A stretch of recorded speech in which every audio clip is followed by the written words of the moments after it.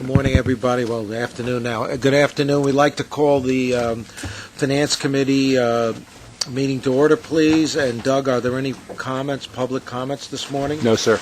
Okay, fine. Then the next order of business is the approval of the minutes of our April 21st board meeting. And may I have a motion, please? Second, please. All in favor? So approved. The minutes are approved. Okay, Doug, go ahead with budget. No changes to the work plan. And I'm going to move right into the budget capital cycle. First item is budget watch. Which time?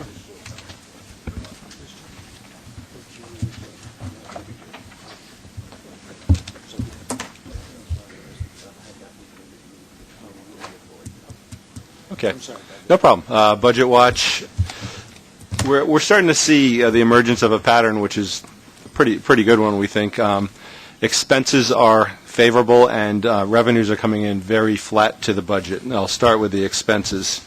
Operating expenses were $15 million favorable for the month, and $45 million, or 1.7% favorable year to date. Some of that is reduced spending, some of that is timing.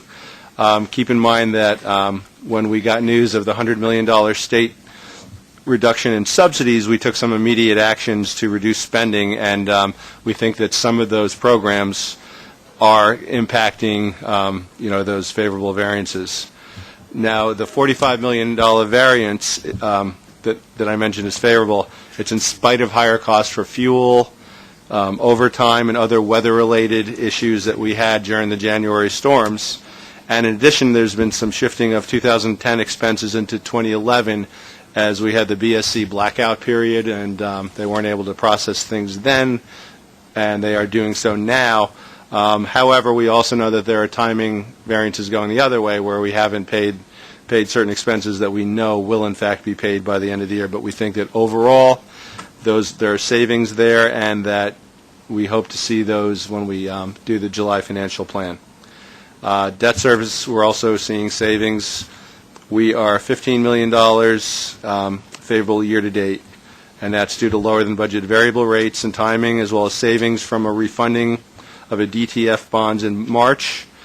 Partial offset to that was that we have some additional interest due to the acceleration of debt service in late 2010 to take advantage of the Build America bond programs, the BABs. Revenues are very close to budget for the month and year to date.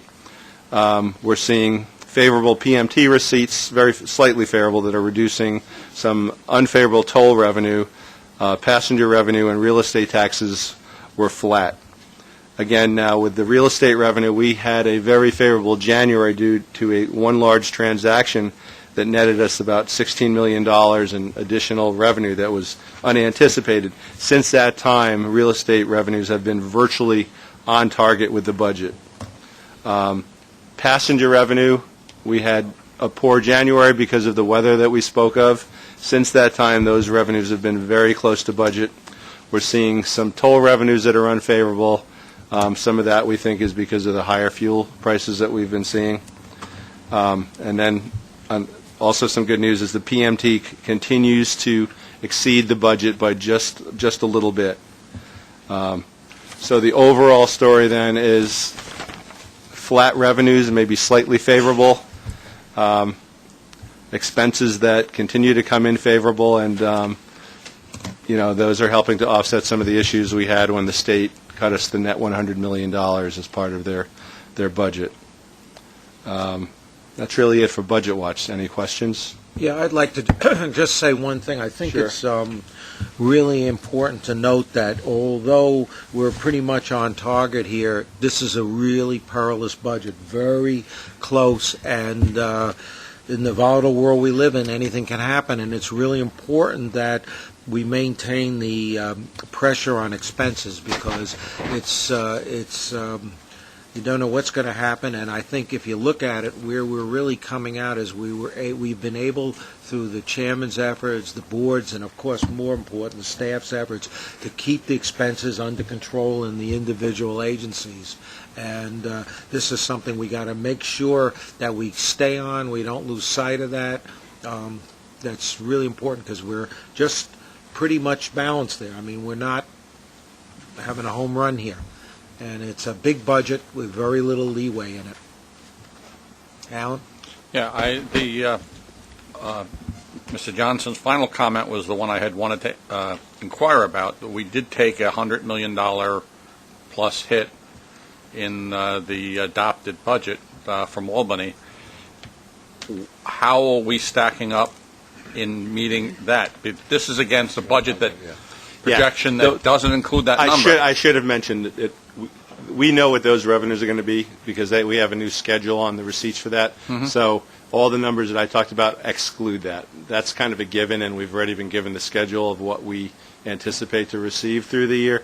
So the revenues that I'm talking about exclude that, and they're the revenues with variability potential in it. So we've now readjusted the revenue that we were expecting based upon the budget that we adopted and the changes that Albany made? Well, if we were to report on MTOA's budget, mm-hmm. that goes to a higher number with a more robust early receipt in its schedule. So now we know that number is going to be $200 million less. We know there's some offsets, so the net MTA impact is $100 million. That entire MTOA is now scheduled, the vast majority of it, for the remainder of the year, and it's something that we're looking at when we do our cash flows and that sort of thing. But we know that's a given at this point. So the things that we're reporting on are items that are, in flux. Okay. I didn't understand from what you just said. Have you taken that loss of revenue out, and you say, and when you compare our current revenue picture to where we started before you took it out, are we up or down? The thing is, the $100 million cut is for an entire year, and Why don't you, Mark? Excuse me, Doug. Yeah, Let Bob. we have a separate plan for addressing the $100 million. 47 of that was not to make the GASB 45 payment this year, okay?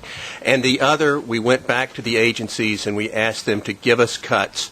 And I would say we described the state's action as a one-shot, and we did allow them to give us some one-shots there to defer some projects. We do have some recurring costs, but that $100 million was separately addressed, and so it's going to be addressed by the $47 million non-contribution and continuing one-shots later. So I believe the answer to my question is you have not, in fact, adjusted your revenue number for this year in light of that change. That's correct. And all of your discussion is with reference to the previously existing revenue forecast. yeah, that's correct.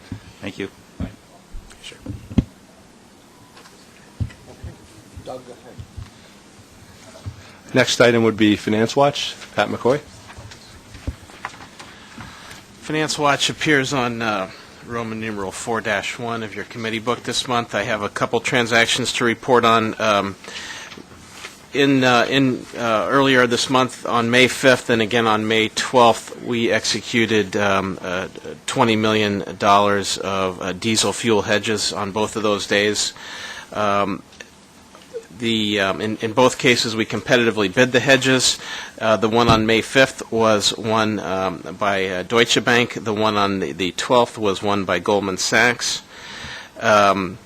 As you can see here, the hedge on the 5th captured an all-in rate of $3.05 a gallon. That's for a 12-month period that begins in June.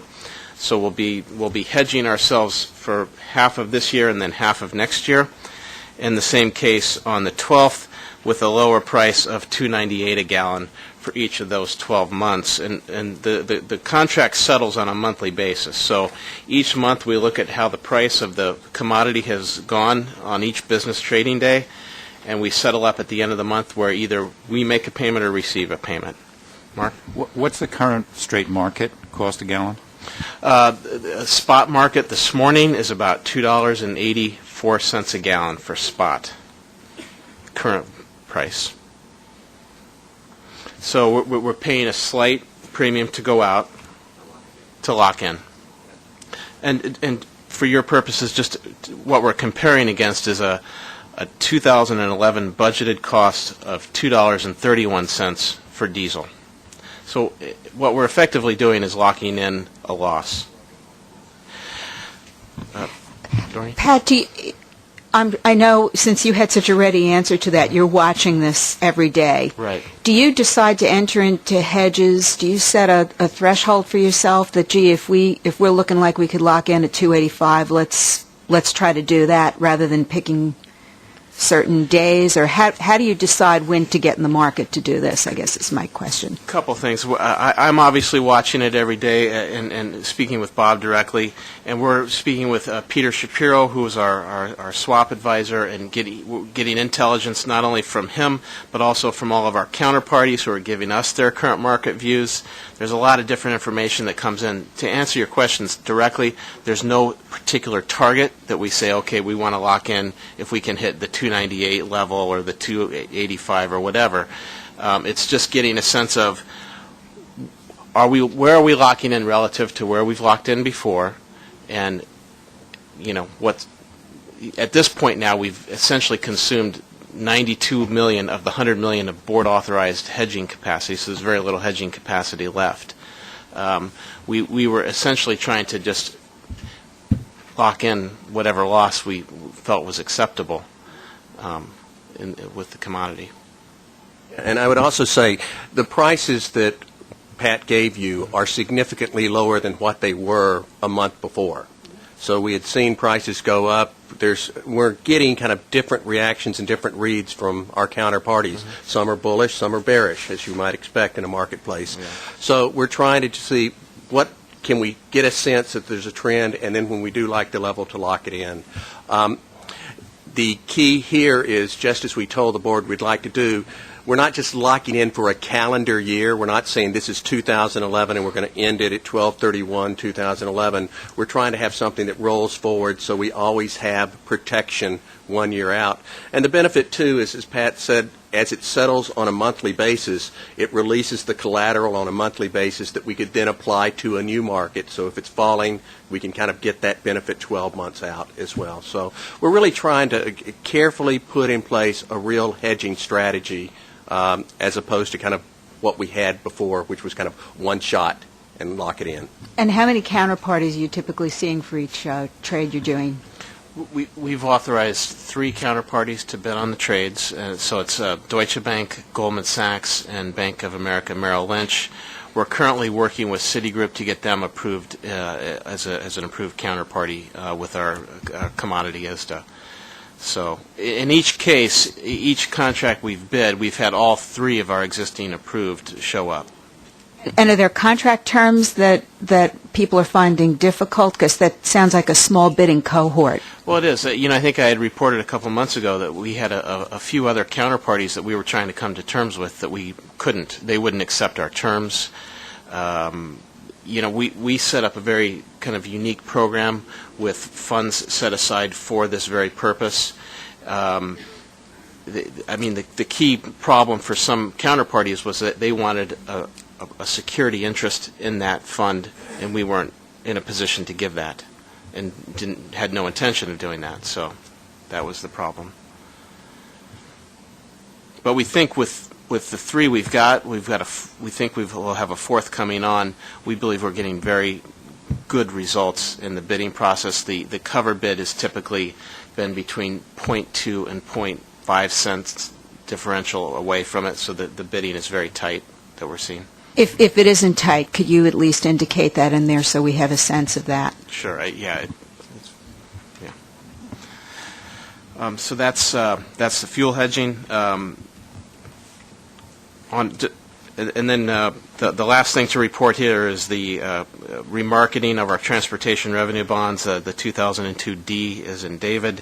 This is a $200 million facility currently with Dexia Bank. As we know, Dexia is exiting the market, and we've been working on doing a private placement index rate mode note with Wells Fargo Bank, and it would be priced at 69% of 1-month LIBOR plus a spread, perfectly matched with our existing swap on the bonds. And again, we compared this at the time that we made this decision with liquidity bids, not only from Wells Fargo, but from other banks that responded to our solicitation, and this turned out to be the low-cost alternative on the table.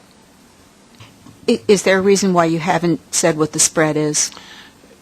Well, I guess, I think our feeling is that we intend to be doing more of these, and, we wanted to preserve our negotiating position with respect to this. I'm happy to talk with the committee offline if we could.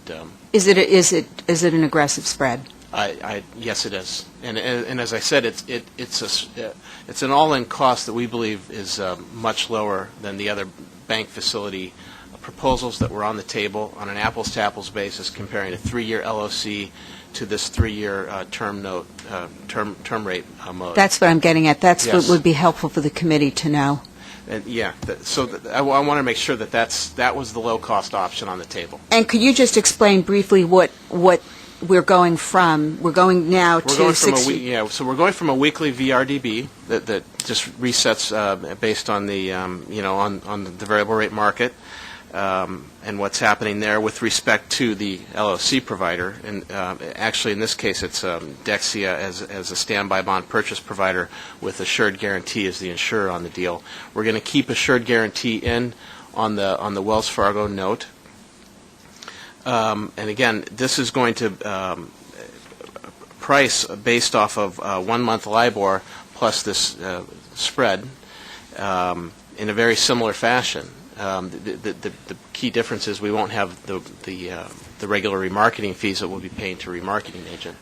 Yeah. I think one way to look at this is, Commissioner, you've talked about, can we do things without bank facilities, just an index note? And effectively, this is being priced as an index note. So we're directly placing it with the bank, but they are getting LIBOR, percentage of LIBOR plus a spread, and that's how we would hope to do these. And so in a sense, it's giving us kind of an indication of what the market might be and what to compare it with if we do go to index notes. What is the swap priced at? I'm forgetting what that. The underlying swap. The underlying swap is, it's 69% of 1-month LIBOR. You want to know the mark-to-market on it?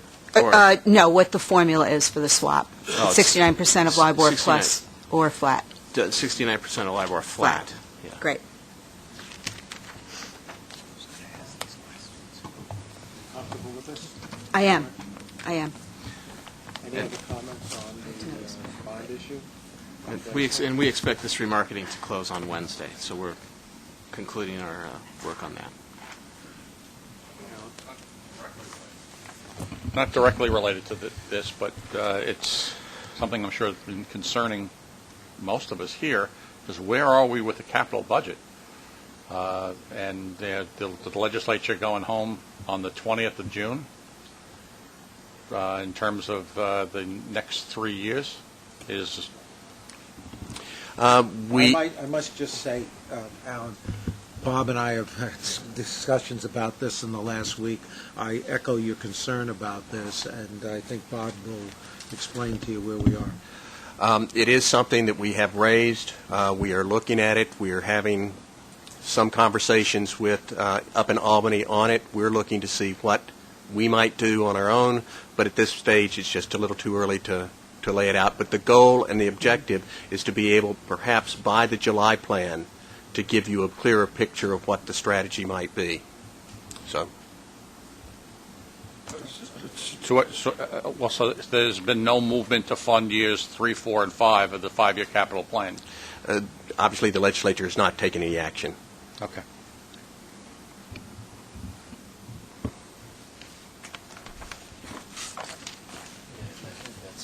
Pat, is there anything else on finance-wise? Okay. The agenda shows that there are 2 action items. There's actually 1 action item, and that's station maintenance billing. The Trans-Hudson Cable project will be an information item that Bob will talk about in a few moments.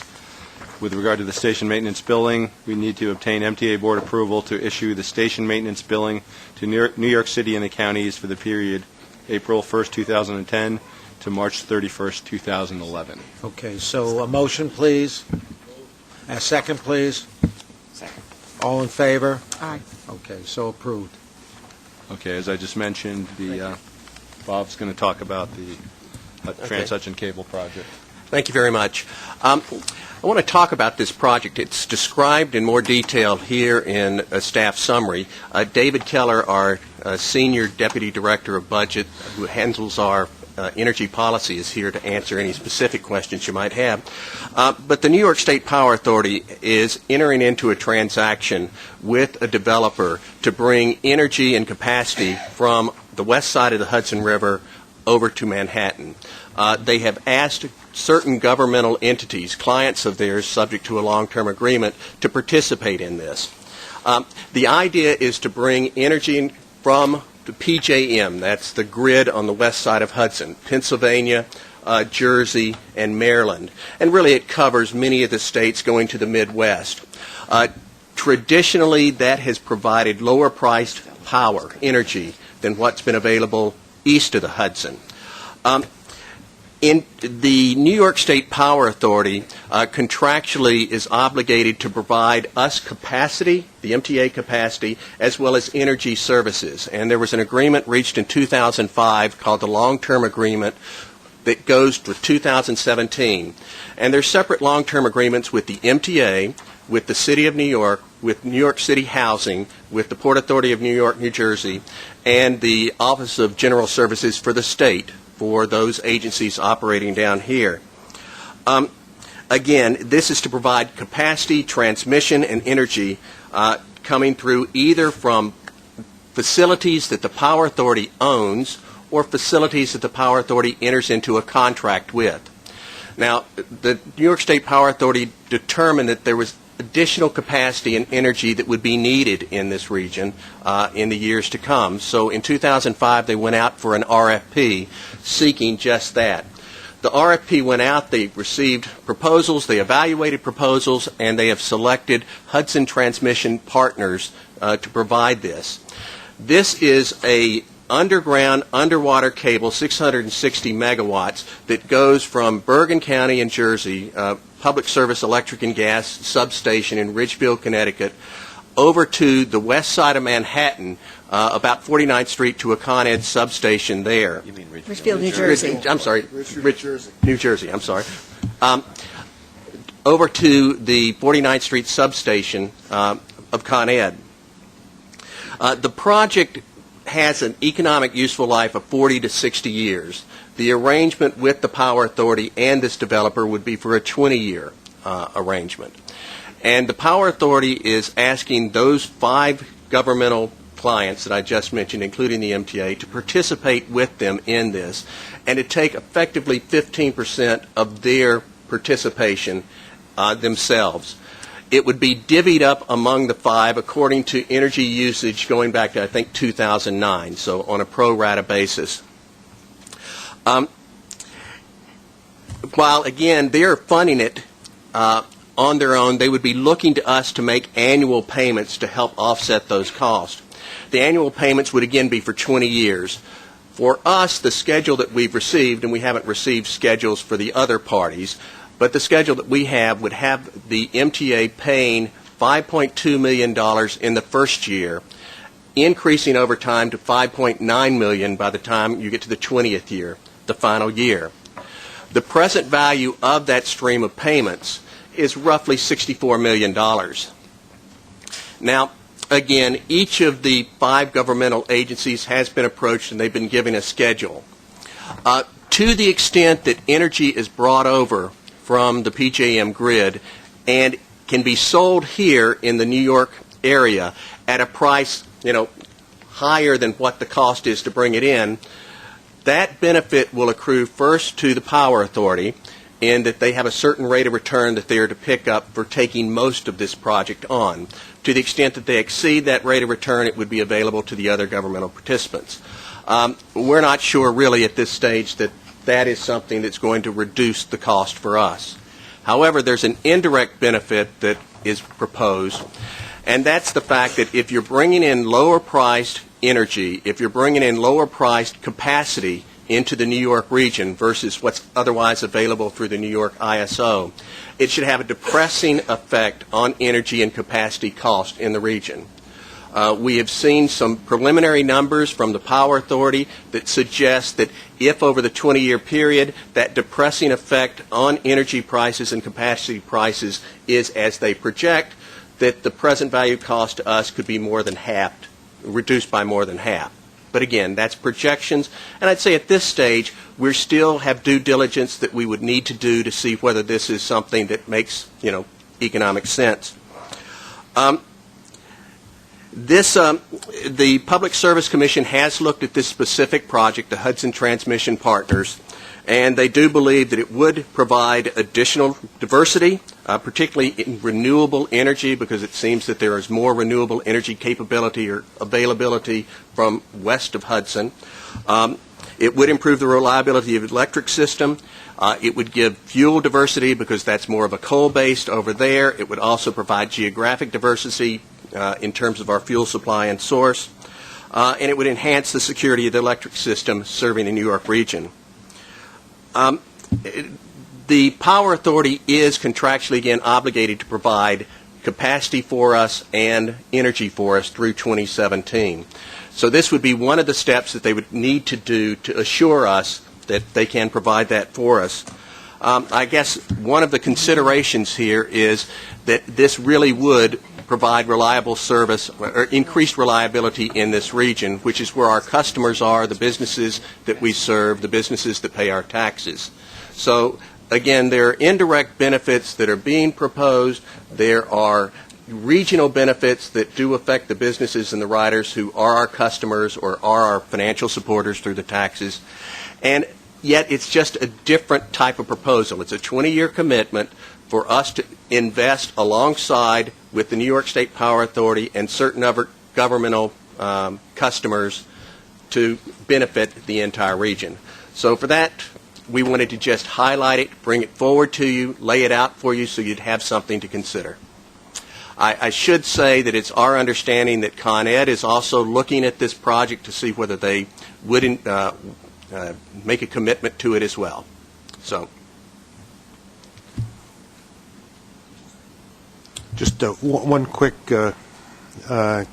informational question, and it's probably reminding me more than that has been said before.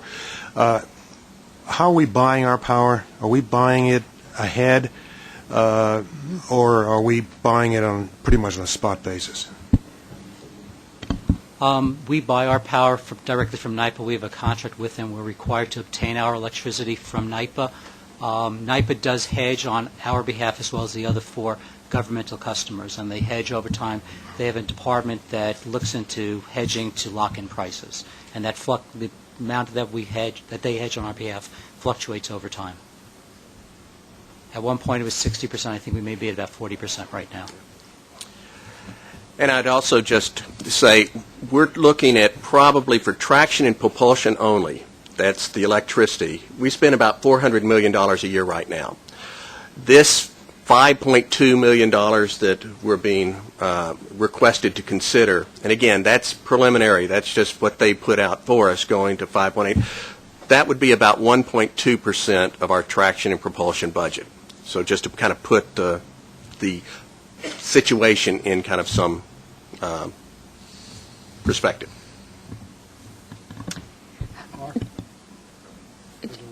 Just a couple of questions. How much, when we sort of get our bill, how much are we paying for capacity versus consumption, actual consumption? We don't actually see the bill. That goes to New York City Transit and a little bit to Metro North, but it's all wrapped up in one. The capacity is something that NYPA is actually required to, and that gets rolled into their cost of service to us. I would have to talk to our consultant. We'd have to break out the NYPA charges to get that information. And do you know how much of our power is coming from Indian Point, out of curiosity? It's very little now, and it's coming, again, through NYPA. NYPA is obtaining that on our and the other four customers' behalf, and I don't know offhand. Okay. But it's much smaller it's much less than it used to be. Mark, you want to say something? The City of New York is in similar negotiations. I think that what Bob was describing as the sort of conceptual value of the New York City, including the MTA, as being better connected to the service grid west of the Hudson is pretty clear. And the cost of power in that grid tends to be significantly below what general customers are obliged to pay in New York City. I think that the city also is in a sort of in a state of uncertainty in terms of the actual costs of this transaction and how much each party is ultimately going to have to pay for it. It sounds to me as though it was, from the city's perspective, this was being very actively negotiated up until kind of the beginning of April, and it doesn't seem to be moving particularly over the last month plus. So we're sort of uncertain at this moment. Okay. There's no more comments on the next item is the pension fund report. Maggie Connor's coming up to the table.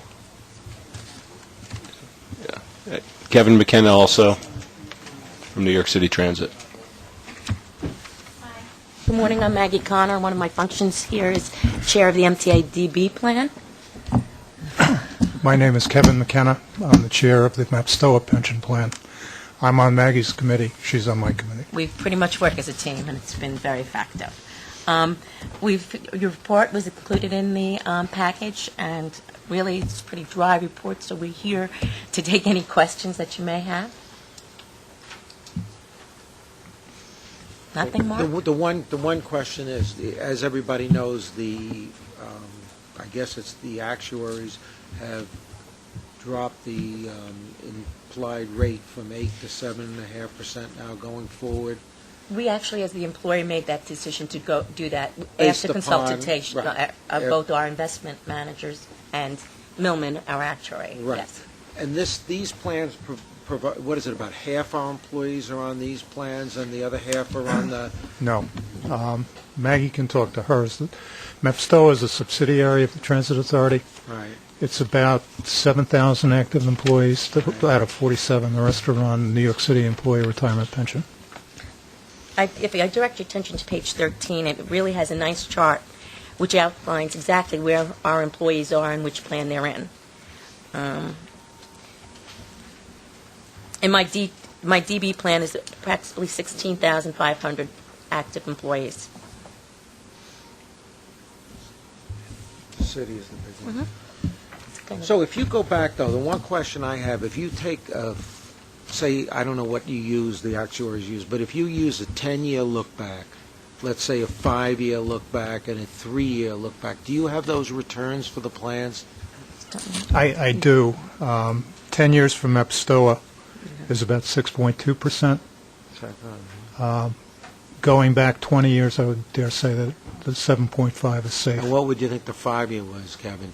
5-year is 5.5%.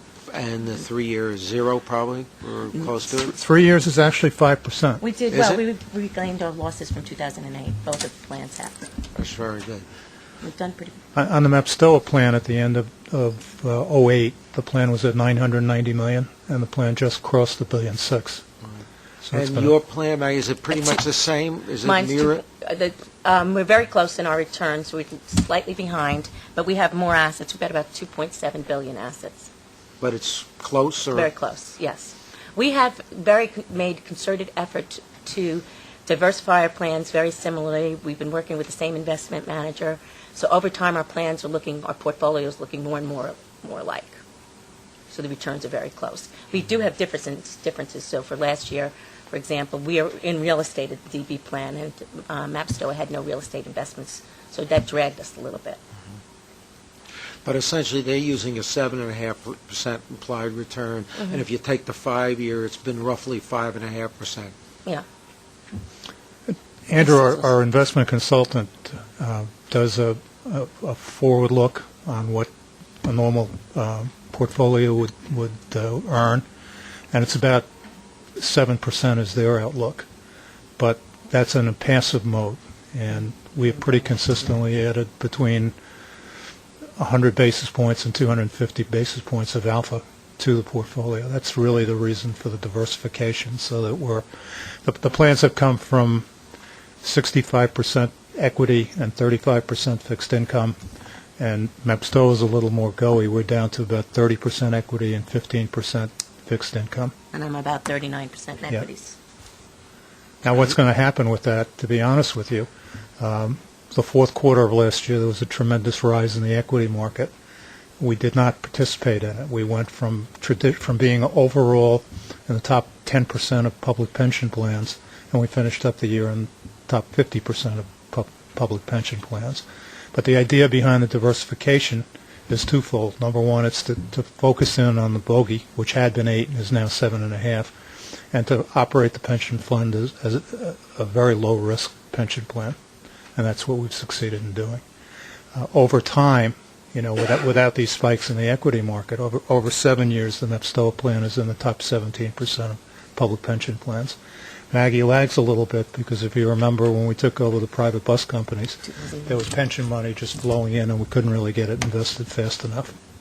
And we wound up with 50 different managers and a lot of cash. And cash is, of course, a drag on the portfolio. It took us a little while to invest that money. And we received most of it in 2008. And it was in a year we were running to invest it. Recall the bus companies, if you recall, Mr. Page. Any, Al? Directly related, but a question, the governor proposed a Tier 6, and the city is saying that they're looking for something similar. Do either of the proposals cover our employees? We are working very closely with the city to include the MTA in the proposal that the city's making. I happen to know that from my other life. And how does that affect that would be New York City Transit? Yes. And what about the remaining employees? Well, New York City Transit, if their pension plan was amended, MEPSTO would also self-amend. The other agencies have very, very different pension schemes than the Transit Authority. And I know the Labor Relations team in the past year has obtained significant savings, and headquarters and Long Island Bus was covered by the Tier 5 amendments that the state made in 2009. The professional advisors, the actuary and the financial advisors, they are chosen by RFP. Yes. What, for 3 years, is it, Kevin? Or No. It's 5. 5 years. We went out, I guess we changed the original consultant we had. We had them for about 10 years. We changed about 8 years ago. And that's really what started the diversification. It's just an entirely different approach to investing. So the two primary consultants are? New England Pension Consultants is the investment consultant, and Milliman is the actuary. For both plans? Yes. For both plans. Okay. Anything else? Okay, thank you. Good job. Thank you kindly.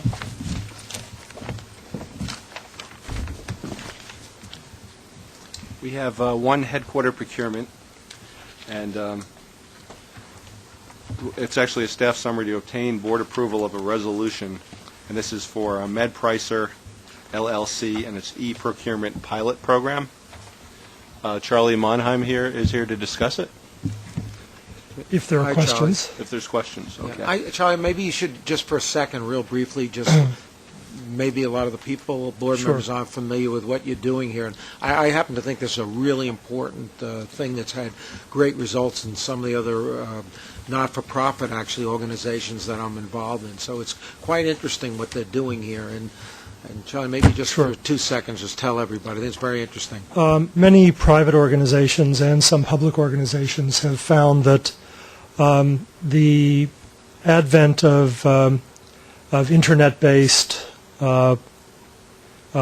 commerce sites allows an opportunity to, in some sense, enhance the competitiveness of procurements by using the same technology that organizations like eBay use to cause people to bid prices up, to, in a procurement sense, bid prices down. In other words, by having a very competitive back and forth between organizations that want to do business with the MTA or other companies, you can drive prices down to the lowest possible level by allowing those competing for the procurement to see round after round what the price might be to actually win our business. We thought that this was worth experimenting with, and therefore we need your leave to do so. What this means is that we're asking you to allow us to take procurements that in the past would have been done by sealed bid and do them on a request for proposal basis, where then the actual mechanism of receiving proposals is effectively through an internet auction. Now, we're going to do this over a 4-month period. We're going to pick procurements where there are well-defined specifications, where there is a qualified, or quite a broad qualified list of suppliers, and see if the experience that other agencies are achieving are borne out for our procurements. Experience appears to be that you can save anywhere from 10 to 20% or more on procurements. Obviously, in this period of making every dollar count, this is worth doing on a limited basis, and if successful, figuring out if we can expand this more generally in ways that could result in substantial savings for the MTA. Alan? And this would be entirely transparent for everyone to see? Completely. I think the staff summary noted that we would, that we would come back to you with not only the results of the experiment, but also with the procurements themselves where appropriate.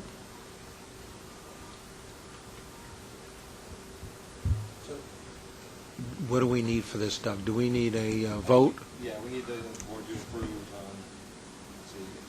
declaring the public interest for the MTA to undertake a 4-month e-procurement pilot program that will test the cost effectiveness, practicability, and feasibility of MTA agencies' use of e-procurement to award contracts for supplies, materials, equipment, miscellaneous procurements, and/or personal and miscellaneous services using the competitive RFP process. Also authorizing the solicitation of competitive e-procurement responses to RFPs for contracts selected for inclusion in the pilot. And waiving the requirements of the all-agency procurement guidelines and the all-agency guidelines for procurement of services to the extent necessary to implement the e-procurement pilot program. And finally, authorizing a contract with MetaPricer LLC to provide e-procurement related services for the e-procurement pilot program. Okay, may we have a motion, please? A second, please? Did you want to say something?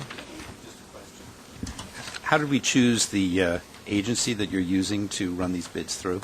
MedPricer is an organization that was used by Mount Sinai Hospital and seems to be experienced in this area, and we thought they would be appropriate for a short-term pilot.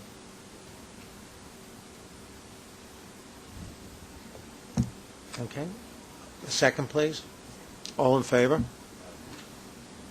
Any opposed? No. Okay, start your test, Charlie. Thank you very much. Next, we have Metro North Railroad and Long Island Railroad Committee, and there are no items. Next, we have MTA bus operations. There are 4 procurements for a grand total of $370,786,000, 2 non-competitive and 2 competitive. Doreen, was this all approved at the bus committee and the transit committee? So you're all fine with that, and the committee was fine? Okay, so may we please have a motion? Second? All in favor? Opposed? So carries. Right. B and T, there are no items. The next would be New York City Transit, and there's one walk-in action item, which I believe you have in front of you, involving the S311 Tunnel Constructors JV. And the staff summary for board authorization for a settlement agreement, which is issues for the agreed-upon lump sum amount of $4,650,000 and an additional $1,050,000, which may be earned should the contractor achieve early completion incentives set forth in the staff summary. If all the incentives are earned, the maximum total contract price adjustment would be $5,700,000. There will be no change in the substantial completion date of September 12th, 2012. A motion, please. Second, please. All in favor? So moved. We have 3 procurements for New York City Transit for a grand total of $9,145,254. One is a joint non-competitive procurement with Metro North, and 2 are competitive procurements. May I have a motion, please? Second, please. All in favor?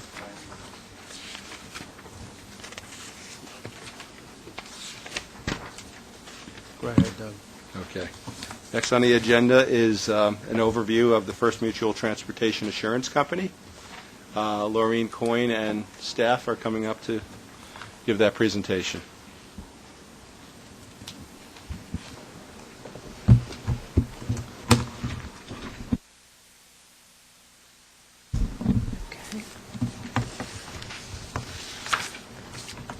Okay.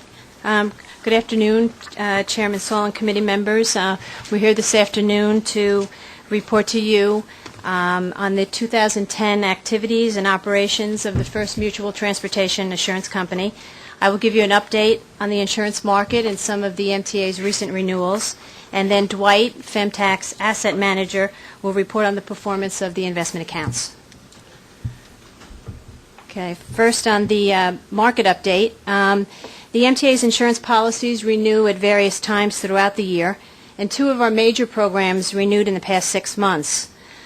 These program placements went very well, considering recent worldwide events. The excess liability program renewed on October 31st, 2010. We were able to procure the same limits as expiring at a savings of $525,000, which was a 4% decrease over the prior year. The all-agency property program and terrorism programs renewed on May 1, 2011, with the same terms and conditions as expiring. The property program renewed at a 2.9% increase in premium. And the sabotage and terrorism program renewed May 1 with some changes to terms and conditions. The coverage this year was only offered with 1 set of limits, and just a slight decrease over the expiring premiums. And just to frame the magnitude of the losses in 2011 and to just describe a little bit about the kind of market conditions that we were in, natural disasters in 2010 caused the property market to sustain $45 billion in losses. But by the end of the first quarter of 2011, the market was announcing losses of $45 billion. Due to the disasters in Japan, New Zealand, and Australia. So it was a difficult time for us to be marketing our program with so much uncertainty. So given all the uncertainty, we were actually very pleased with the results. This slide depicts the growth of Femtac's assets since 2005. Total assets of Femtac have increased $7.5 million since 2009. And this slide is just a breakdown of the assets in each Femtac account as of 3/31. And the box on the right describes the various programs that are part of each of the accounts and the different insurance programs that they cover within First Mutual. So if there are no questions, I'd like to introduce Sean Saya from Dwight, who will just take us through some of the investment highlights. Thanks, Lorraine. So it's been a year since I've had the opportunity to be here with you, and really in that last year, we've seen some relatively strong performance coming out of the investment markets, both on the equity side as well as on the fixed side. Certainly some gyrations with what's happened with treasuries and so on in that period of time. But from last year, March of last year until today, you've seen kind of a downward trend in treasury rates, which has boded well for performance, as well as in sectors away from treasury, so corporates and mortgages and so on have also done well. What I've shown you on the top here, at the very top, is the entire consolidated FemTAC portfolio and performance for the quarter and then the last 12 months versus a custom benchmark. And one of the things that Dwight did when we got involved was we kind of helped analyze the liabilities behind each of these programs and to find a benchmark that has a duration that more is in line with the expected liability and payout stream of each of these. And so there is a bit of a different duration and different benchmark structure for some of the different portfolios. But when you amalgamate them all together from a benchmark perspective, over the last quarter, you outperformed by about 29 basis points. This is on a gross basis, by the way. And for the 12-month period going back to March of last year, outperformed about 102 basis points. So what's happened in the last 12 months is, and I'll get into that in a little bit in a minute, but allocation to some of the sectors that have outperformed treasuries has been positive for the portfolio. So corporates, mortgages, and even municipals. Each of the different trusts and programs, the ELF, GOA, the Master Builders Risk, and the Liberties, each have a different kind of allocation from a benchmark perspective. What you can see from an overall performance perspective in the middle of the graph is the ELF program, and the performance for the last 12 months is almost 10%. So that's been quite strong, but that's also buoyed from the fact that ELF also has an equity allocation to it. And if you see kind of in the middle of the page, you can see where there's exposure to both S&P 500, small cap, and international. And having 25% return for the last 12 months in the small cap certainly helped the overall performance for ELF. All of the other portfolios are completely 100% fixed income. But you can see the GOA portfolio, again, returning about 38 basis points of excess return over the last quarter. But in total, you're earning, in the last 12 months, over just about 7.6%. This next page just kind of gives you a quick snapshot of, if you look at the bottom section for a minute, I can talk a little bit about the benchmarks. For example, the GOA and the MBR have a duration of about 4.5 years, whereas the Liberties and the ELF have a much shorter, about 3.5-year duration. The expectation that we can take a little more maturity risk, if you will, in the GOA portfolios, but we need to be a bit cautious of liquidity needs, both in ELF and Liberty. We actually have a new resource at Dwight. It's an actuary that came on board as a property and casualty actuary that actually formerly had been with Marsh in their captive practice, being their consultative actuary. And what he's in the process right now of reviewing the actuarial reports from your actuary as well as the financial statements to validate, again, that indeed the benchmarks that are being utilized here make sense in light of the liabilities for each of these programs. So I think where I'll spend a few minutes is just giving you a snapshot of, on a consolidated basis, where assets are currently invested for the entire FemTAC portfolio. And I've shown you a snapshot on the right, which is a year ago, and then at 3/31 of this year. And effectively, we're about total market value of assets at the end of March are about $333 million, down slightly from where they were a year ago, primarily from paying some claims. We've also been able to meet some liability needs relatively efficiently over the last year, being able to take certainly the repair that the markets have gone through the last 12 months made it certainly easier to raise liquidity. You didn't have potentially big, large bid-ask spreads that you might have had 2 years ago. But it's been easy for us to sell across both mortgages, corporates, and certainly governments to raise liquidity. But the whole portfolio right now has a book yield of about 4.3%. So we are earning a relatively good yield for the portfolio and to support operations as well. And the duration overall for the entire consolidated portfolio is just under 4 years, about 3.9 at the end of March. And you can see, if you take a look at the actual pie chart, I can just make a few comments for you from last year to this year. Really what we've done is you've seen at this time last year we held a bit of cash in the portfolio, which was about 7%. That was there to pay some claims last year. Certainly those have been paid, and it's not being reflected as things stand at 3/31 of 11. What we have done is increase our mortgage exposure. It went from about 12% up to 16%. We've also modestly increased our exposure to commercial mortgage-backed securities. Our corporate allocation has stayed effectively the same over the last year. While we like corporates, we think there's value there still. We also think that there's opportunities in the mortgage sector. So we've been new dollars that we've had ability to put to work. We've been putting to work in commercial mortgages, residential mortgages, as well as corporates. And the average credit quality is effectively a AA minus, a notch lower than it was a year ago, but solid in AA at this point in time.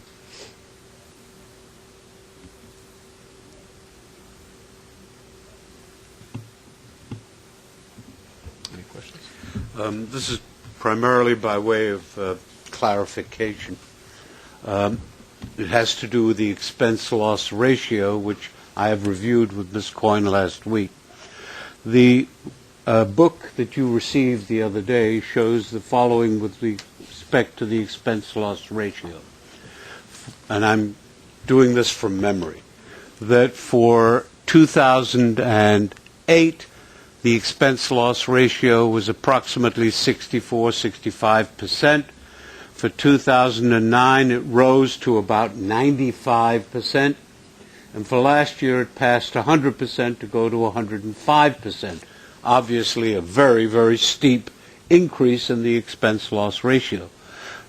Ms. Coyne took a good hard look at those numbers and has an explanation as to how we got where we got, but it is a dramatic increase in the expense-loss ratio, and I think she ought to explain that to the Finance Committee so that you have the full facts. Okay. There were a couple of things that had happened in 2007 and in 2008. The 2008 premium written was $53.5 million lower than it was in 2007 due to the fact that that year we had done an 18-month, not a 12-month property program.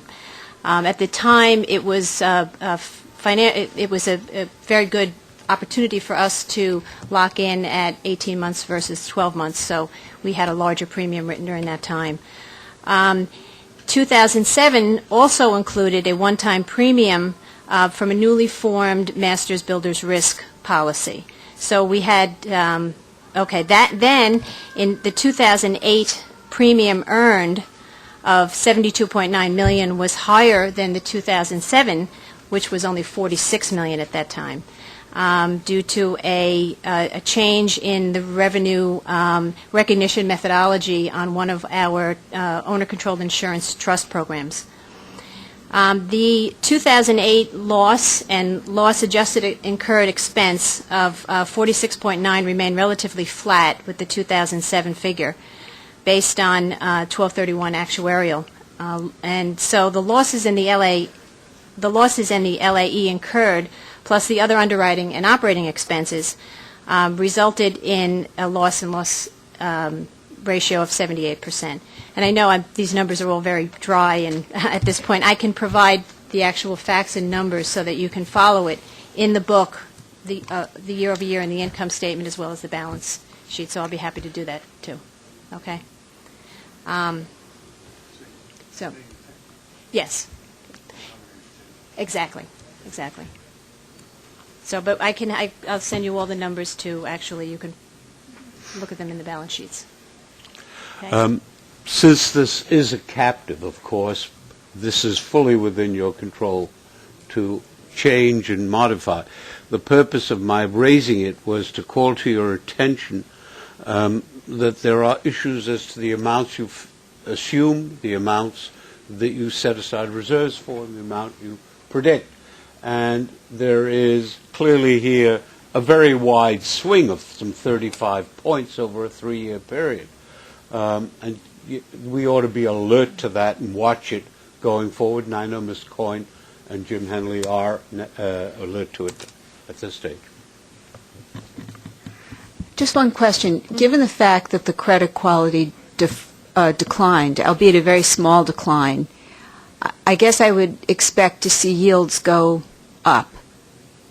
Usually, if you're investing in something of lesser credit quality, even at the AA level, you expect to see maybe a little bit of a betterment in the yield you're receiving, yet that didn't happen. Was that just a function of interest rate movements, or what? Yeah, it was a function primarily of interest rate movements. So rates certainly down, from that point in time to that point in time. Certainly where we were adding some exposures to gain yield, particularly on the corporate side, was in the BBB space. That's where we thought there was value. So certainly in those accounts that can accept BBB. So adding the BBBs is really where you saw a slight decrease in the credit quality, but overall it was a downward trend in rates. That was more than offset the impact. By the okay. Thank you, Andrew. Just a quick, if I could elicit a comment on how comfortable you all are in the structured finance space these days relative to the deep, dark, bad days of 09. What's happened in the market without going through a long recitation on that. Sure. We're so the portions of the structured market that really saw, as you said, some dark days back in 08 and 09, for sure were some of the levered residential home mortgage deals. So a lot of the home equities, the subprimes, and so on. And similar to that, you had some of the non-agency, even prime mortgages got into trouble as well. And you also saw, concomitantly, a pretty large spike in spreads on commercial mortgage-backed securities as well. The commercial mortgage-backed side was, we think, to a large extent, just a recourse associated with what happened on the residential side. The expectations that losses were going to get to a point where you were going to have the same kind of scenario you did in the residential side and the commercial side hasn't materialized. And what you saw then was in 08 and 09 a huge spike on those spreads from, they were probably at 50 basis points to almost 1,500. And they have subsequently come back down, but not back to where they were certainly back in 07, but more probably in the 250 to 300 point range. So on that, from a sector perspective, we like CMBS. We still think there's value there, but for sure you want to stay up in quality. You don't want to be down in the lower tranches that still are relatively wide right now. So we like to stay in the senior tranches, and also to look and to invest in assets that have a bit of vintage to them. So 2005 and earlier. Certainly you didn't want to be buying and don't want to buy today even some of the lower quality 2007 and 2008 vintages. So staying up in quality, staying with some of the older vintage, we think there's value there, and it makes sense to stay there and buy those. On the subprime side of the world, there is no more subprime. There was some in your portfolio. There effectively is no longer. On the asset-backed side, where subprime used to fall into that sector, typically what we're buying there is, again, high-quality auto loans and some credit card receivables, and staying really in a AAA space there. And in your judgment, the if you will, historical definitions of higher quality that one knew before all of this mess came out has been returned in fact in terms of quality standards and the underlying underwriting that should have gone on but didn't? I think we're so that a AAA today really means a AAA. Really is a AAA. For sure, you've seen kind of a return to the past, if you will, from that perspective. That the underwriting standards certainly were lax and became lax in the kind of the go-go days, and you're starting to see new deals coming out, whether or not it's going to be on, whatever the structure is. That the underwriting is much more solid than it had been. They're not using pro forma projections into the future that don't have some tie to reality. So on the CMBS side, there has been very little new issuance, but what has come to market has been well underwritten, and there's also to a large extent more clarity around the availability for data to be able to kind of drill down to see what properties and what loans you're buying in these deals. So I would agree that we are back more to a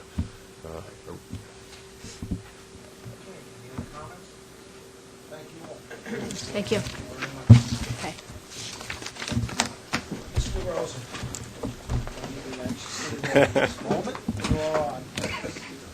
Thank you, Andrew.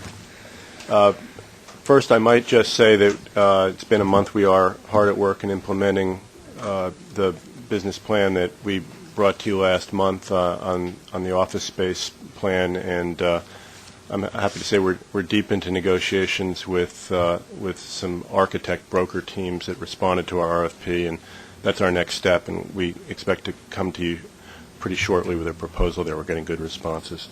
I'll also say that we have continued the discussions with the city that I described last month, and again, I would think in the next month or two, I would expect to come to you with a report describing in some detail what we hope to do with some of the master lease properties, including 370J.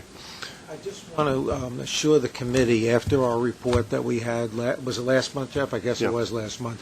This is going to be an ongoing report. Bob and I have talked. Jeff has been in discussions, obviously, and the committee, as fiduciaries, will be involved in all these real estate discussions. As things happen that are important, Jeff will be regularly reporting back, as he just stated to the committee, but we don't want to do it too early until he really has the facts, and we don't obviously want to hurt our negotiating ability with people that Jeff's negotiating with. But I assure you, so don't worry, this is not something that we started that's going to go poof into the woodwork.